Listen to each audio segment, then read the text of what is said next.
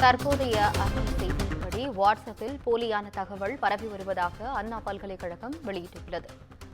அண்ணா பல்கலைக்கழக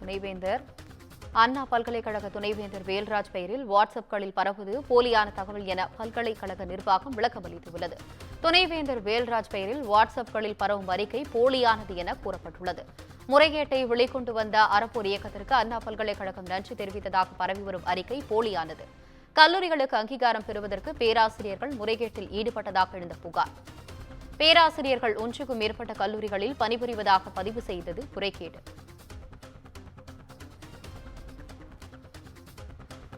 தற்போதைய அண்மை செய்தியாக அண்ணா பல்கலைக்கழக துணைவேந்தர் வேல்ராஜ் பெயரில் வாட்ஸ்அப்களில் பரவுவது போலியான தகவல் என பல்கலைக்கழகம் விளக்கம் அளித்துள்ளது. இதுகுறித்த கூடுதல் விவரங்களுடன் இணைகிறார் நமது செய்தியாளர் கீதன். வணக்கம் கீதன், உங்களுடைய கூடுதல் விவரங்களை சொல்லுங்க. வணக்கம். குறிப்பாக அண்ணா பல்கலைக்கழகத்தின் கட்டுப்பாட்டில் இயங்கும் பல இணைப்பு கல்லூரிகள் அந்த அங்கீகாரம் பெறுவதற்காக தங்கள் கல்லூரிகளில் கூடுதல் எண்ணிக்கையில் பேராசிரியர்கள் பணிபுரிவதாக போலியாக பேராசிரியர்களை பதிவு செய்த அந்த விவகாரம் என்பது வெளிவந்தது. இந்த விவகாரம் தொடர்பாக ஏற்கனவே அண்ணா பல்கலைக்கழகம் தற்பொழுது பல்கலைக்கழகங்களுக்கு நோட்டீஸ் அனுப்பியிருக்கின்றது. இந்த நிலையில் அண்ணா பல்கலைக்கழக துணைவேந்தர் வேல்ராஜ் பெயரில் வாட்ஸ்அப்புகளில் போலியான தகவல்கள் பகிரப்படுவதாக அண்ணா பல்கலைக்கழகம் தரப்பில் தற்பொழுது அறிக்கை வெளியிடப்பட்டுள்ளது.